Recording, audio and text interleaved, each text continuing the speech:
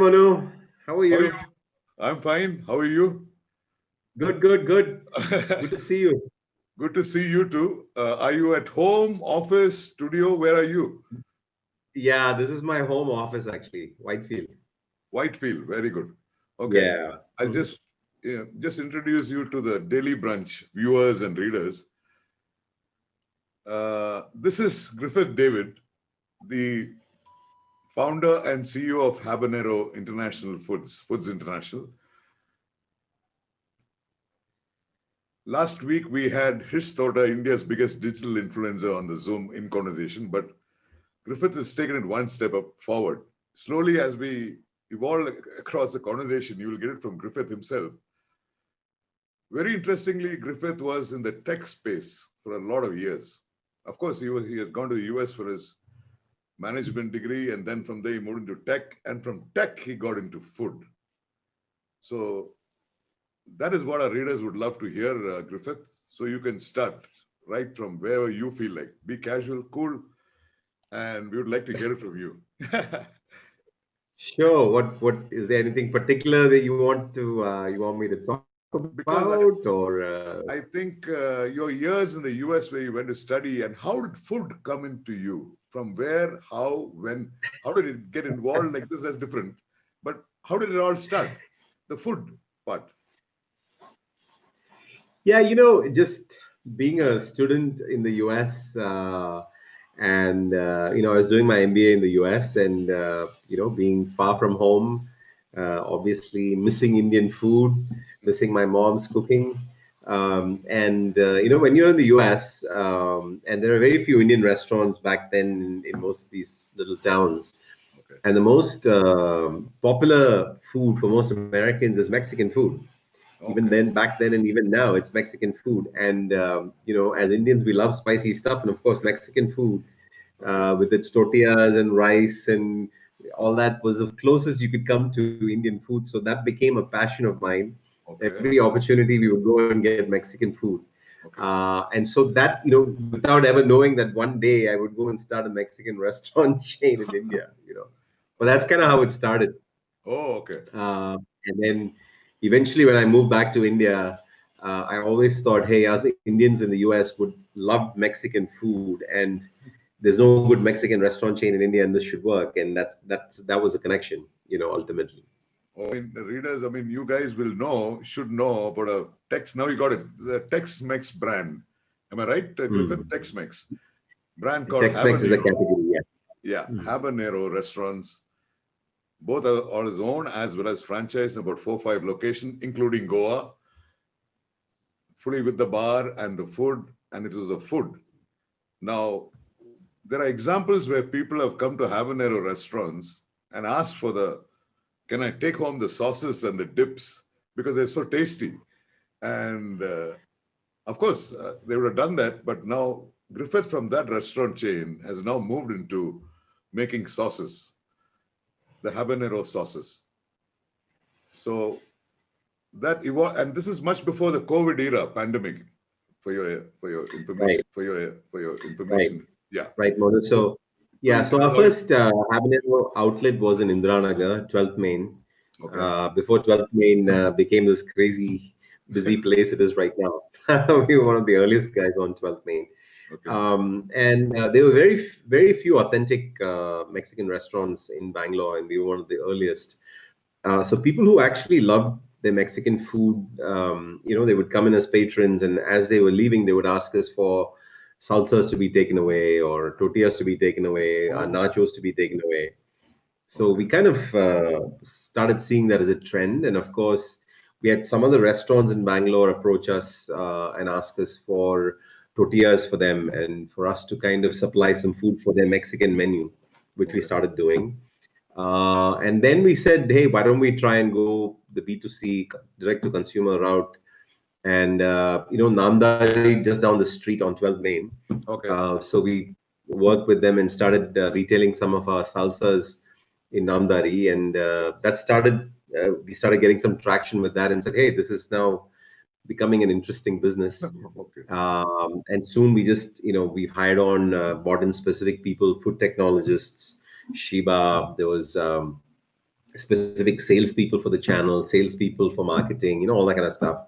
Mhm. And slowly started pivoting away from the restaurants into being a F&B consumer brand. And that's now what we are. We are fully pivoted into a retail brand. Okay. You'll see our products available across Bangalore, Hyderabad, Chennai, Goa, and Pune. And we are also available across most e-commerce channels now. Amazon, Big Basket, Flipkart, on our website habanero.in. Yeah, so that's been the evolution of the brand. Fabulous. Because I can see the online platforms as pan-India, of course. It's pan-India. And the offline platforms, you're not going to hit the western coast, Mumbai, Delhi, Calcutta up, because you've been south now. So it's a very promising That's right. highway out there for you and the brand. And Well, I hope so. Yeah. Yes, looking forward to that actually. Especially we just launched in Pune and Goa last month, and we're seeing some good traction. Pune is a very interesting market. It's like a mini Bangalore. It's a microcosm of Bangalore. Okay. Very similar IT crowd. You have a lot of universities. A very quick adoption of brands like ours. So starting to see some good traction there already. So excited. For the Daily Brunch, we have a segment of home cooking. Okay, I also, whenever I get my of course, passion, I cook and I do. Yes. Okay, so now I follow your stuff. Hey, thanks for that. Okay, so I just write and post specific. So I really cook at home and I have people to eat at home. But I noticed your tagline, Habanero, cook like a chef. Now, when I was a kid and even now, for me, a chef is always in a 5-star restaurant and look at the guy, he's mixing stuff and he'll create something for us. And I was so passionate about it. So when you say cook like a chef now, it could mean a home chef as well. I would like to hear that from you. Absolutely. We were kind of trying to figure out what is the value proposition of Habanero. What is it that we're trying to solve? What problem are we trying to solve, right? And this is kind of how we kind of reach a conclusion. Look, we are trying to help people solve that problem of cooking, real fine stuff that they see in a restaurant. Okay. They don't know what, the dish comes out, there is peri-peri chicken and it tastes fantastic. And the husband tells the wife, look, I'd love this at home. And, how do you make this? How do you make this product at home? Just whip out a peri-peri sauce, marinate it, and add a few more steps, and you should have a great product. Okay. So that's the problem that we're trying to solve, trying to make that person who's cooking in the kitchen a hero or a heroine and cook like a chef. So whip out our products and you should be able to have a great tasting product cooked in the comfort of your home, and exactly what went into the food as well. So it's safe, it's healthy, and uses our ingredients. So that's how Cook Like a Chef. Hello and welcome back to 50 Shades of Young. At Habanero, we help you cook like a chef. We've taken the show on the road to meet some of the finest chefs in the city to see how they use Habanero products. Today, I'm at Infinity, India's first premier tea room chain. I'm here with Chef Gaurav to see what he's cooking. Hi guys, good evening. So what is it that you're going to be cooking with Habanero? We've got some lovely pasta and we've got a spicy pasta sauce. So we will do my take on it and make something which is very easy to do and anybody can replicate it. Fantastic. Let's get cooking.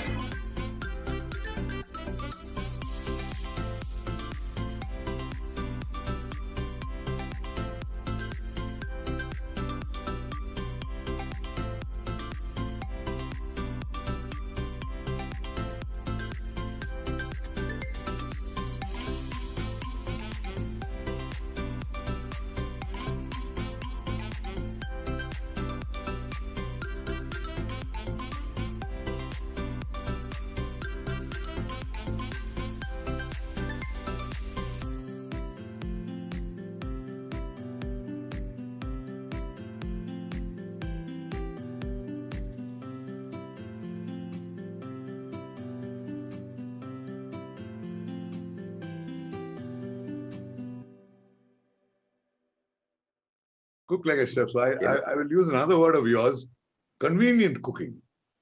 You provide the right. convenience.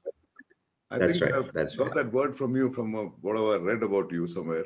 You use the word convenience. It's actually That's right. convenient. You Yes. have the Yeah. product and you toss it up whatever you do. So That's could you right. please And explain when everybody's busy. everybody's Yeah. busy. Yeah, they would like the Yeah. convenience. Yeah. Right. And especially with COVID, what happened with COVID, people were so used to going to restaurants, going out and eating, and all that stopped all of a sudden, right? I mean, you couldn't go out to restaurants anymore, but you still wanted to have that nice little pasta or tortilla wrap or something nice that you were still used to, but now you couldn't. Correct. So here we are, Amazon's delivering, you get on Amazon, buy the products, cook at home. And so within our categories itself, what we see as the highest sellers are the real convenience foods like your pasta sauce, penne pasta, tortillas, because these you can whip up a quick meal, a quick dinner in like 10 minutes for your whole family, right? Yep. So that's exactly what's going on with convenience-based cooking at home. Wow.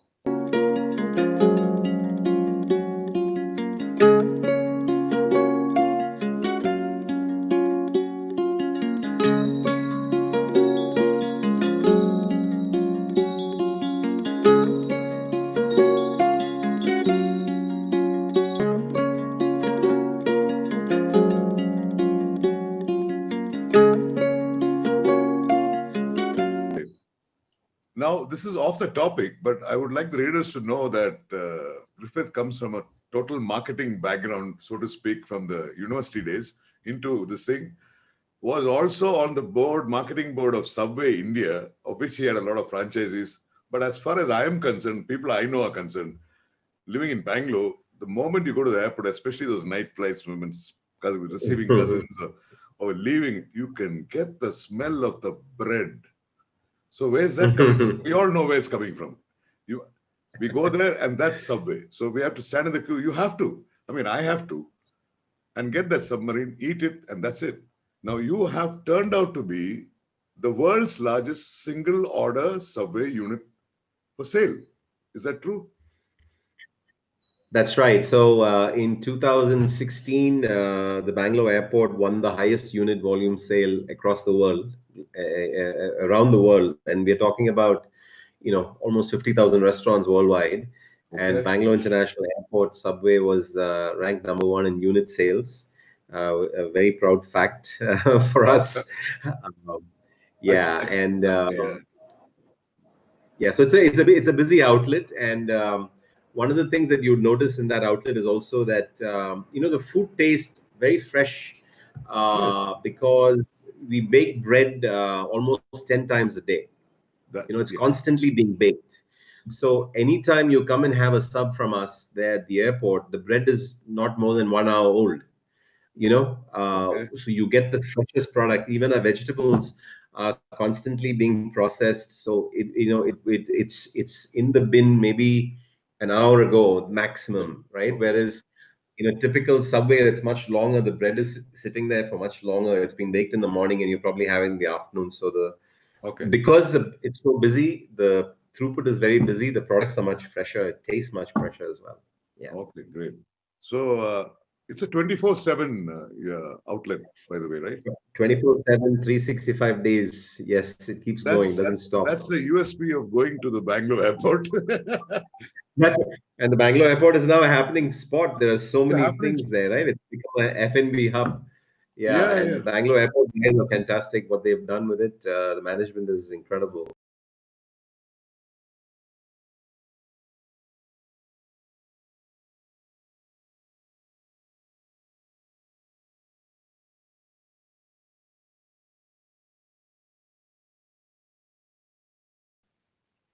Are you going to extend your range of this stuff, or are you going to restrict it to sauces alone? We would like to know that, just for the interesting. I think there's scope for increasing our range. Yeah, we'd like to have maybe 30, 40 different SKUs. We have around 12 SKUs right now.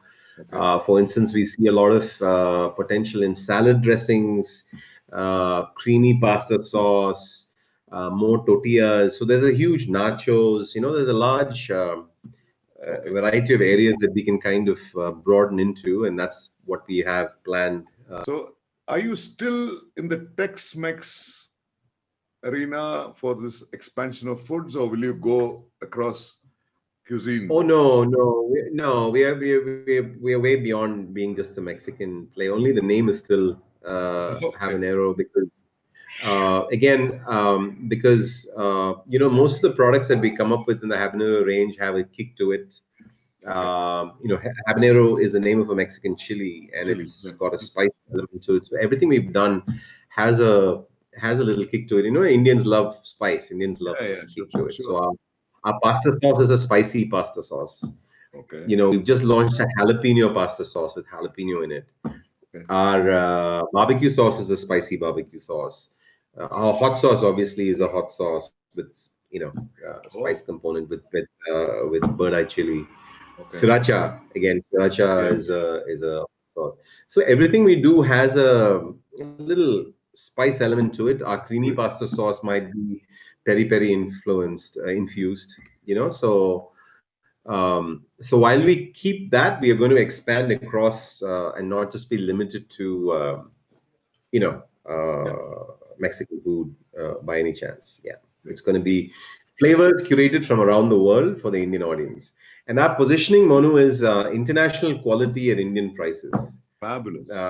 There's a big gap between very expensive import products coming into the market and some of the existing Indian brands. We feel that we can provide the same quality, if not better, of the imported products at much more reasonable Indian prices. So import quality at Indian prices. That's what we're trying to do.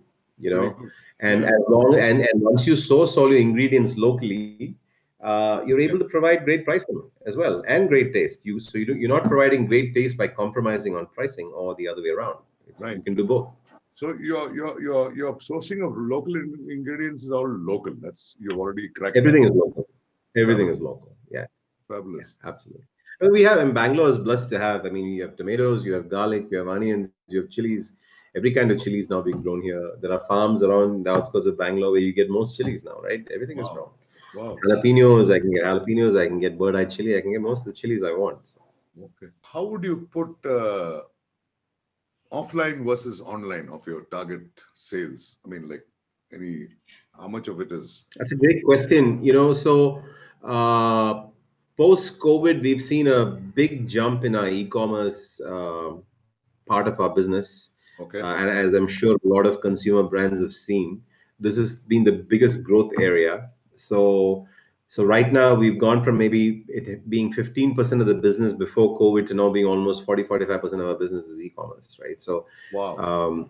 We continue, and I think moving forward, once you've tried Amazon or once you've tried shopping online for the first time, you realize how convenient it is. You're not going to go back again. You're not going to go back to your old ways. You'll continue to go back to e-commerce, right? Because it's so convenient. Yeah. That's kind of how it works. One click and you buy something, and boom, next day the stuff shows up at home. Wow, it's great. So I think Indians are going to adopt that more and more. Obviously, broadband penetration, internet penetration is growing as well. So we see this becoming a major part, more and more of our business, e-commerce. And the good thing about e-commerce is that when you're a smaller brand and you're going up against the big guys in the e-commerce space, you have a much better equal playing field compared to being in the large supermarket where, if you don't have the marketing dollars, if you don't have the money, you really can't be on the shelf at the same level. So, and for a consumer, he's able to find these products much easier on an e-commerce platform, whereas in a large supermarket, you'll get lost. Absolutely. Right? It's like so it's like a great phenomenon. You go walk into a showroom, it's like equal space for you and the big brand. That's right. That's right. Fabulous. So you are looking at 15% has already hit a 40% growth of online. That's right. We've gone from 15% to 40% of the sales mix is now e-commerce for us. Yeah. Very good. Very good. Cheers to that. And another thing I've noticed from your personal front is that you're a bike rider. You're a Harley Davidson bike rider. Okay. Not Harleys, no. I like to ride Triumphs, and I have a. Triumph, sorry. Okay. Oh, okay. Tell us something Yeah, about yeah. that, like about food and bikes. How do the bikes get into just because we have a lot of fans who are bikers. I think you've had Kripal on your show I earlier had as well, Kripal on right? the first show. We had Kripal. Yeah, Kripal yeah. was a Harley Kripal and I boy. ride together. Yeah, Kripal and I are part of the same group. We ride most Sundays together, and of course, Wow, we both love our food. We both love to ride motorcycles. So wow. we're mostly talking either about food or motorcycles, some way or the other. Okay. So when we're eating, we're talking about motorcycles. When we're riding, we're I talking need to about about food. food. So we're not too Very far nice. away from each other. And I remember sticking to the bikes. I remember that you were riding the bike somewhere in South America with a biker That's group. right. That's right. Yeah. Yeah. So Monu, so every year I try to get away, and this is one of my passions. So once a year we go on this international ride. I've been doing this for the last 10 years with my friends. Okay. And this year was supposed to be the 10th year. Oh, And we were supposed to do this big ride, which got cancelled because of COVID. But once a year, there are some, 10 of us from some 7, 8 different countries. We all get together okay. and we do a ride. And last year we did Patagonia, which is the southwestern tip That of is the one. Correct. South America. Yeah, it was a fabulous ride. So we do it for around 10 days where we cut off no phone calls, nothing. It's just riding Okay. and food. And Wow. that's about it. So You yeah, can't so cut food. that's You cannot cut food. you can't cut food out of it. So this 10th anniversary, because of the pandemic, where were you supposed to go? Just out of curiosity. This year we were planning to go to Spiti Valley, up in the Wow. Himalayas. We had everything sorted out, and then unfortunately had to cancel. So yeah. Great. But bike riding also helps you. If, for instance, I came up with one of my sauces after my ride in Patagonia. I was Oh, we were going through, and there are all these interesting chili sauces across these places. So I was just collecting sauces, and my friends were making fun of me because I would be always taking the sauce and putting it in my pocket and kind of testing it. And when I came home, I had like some 15 sauces with me wow. So there you go. to try So, and play with it. Yeah. so Griffith got inspired by the biking to get into the sauce. That's also very, see how it merges. Because you come across very interesting flavors when you're in different countries, Correct. You're like, wow, this is interesting. Let me just play around with this and see how this will go, and sometimes works out. Good. And for the Daily Brunch readers, I think you should speak about your family. I think he's got 2 young kids. One, I believe, is a magician, if I'm not mistaken. He's trying to be a magician. Yes. He makes things disappear all the time around me. So Wow. I'm always wondering what's going to disappear around me. He makes things disappear and you make things appear on people's tables. That's a good one. That's a good one, Monu. Okay. But it's an honor, Griffith, it's an honor to get you like this, a busy guy, to get you and talk about it very casually. That's the whole idea of our in-conversation. And wishing you all the best so that you've hit the 40 Thank hours. you so much. Use the digital media. Last time it was Hishtota. You could speak to digital influencers and the brand flows on equal level on the online platform. I wish you all the best. Offline too. Thank you so much. Thank you. And thanks for having me on your show. I've been following all your stuff. Some of the recipes you put out are incredible. I've been trying some of your stuff as well. Okay. So we should get together and cook up a feast. Huh? I will take up your offer on that, Griffith. Thanks a lot again. All right. Take care. Bye. Thank you, Monu. Bye. Thanks. Hi, today we're going to do a sriracha dip using habanero sriracha sauce. I've got some mayonnaise here. I've got some garlic. I've got some paprika. And of course, our sriracha sauce. So it's fairly simple.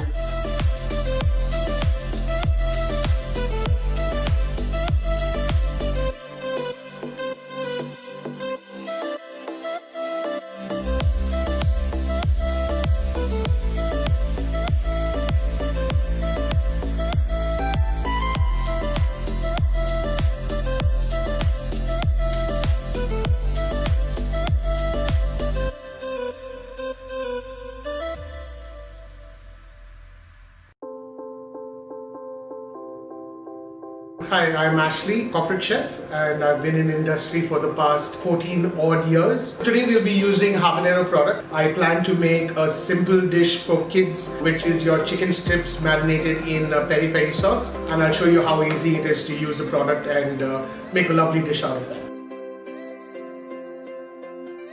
Very simple ingredients. Just going to add a little salt and black pepper as well.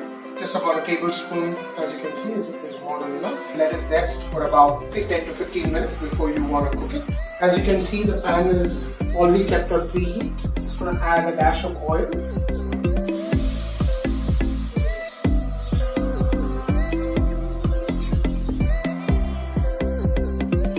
This can be served as is, as a quick snack.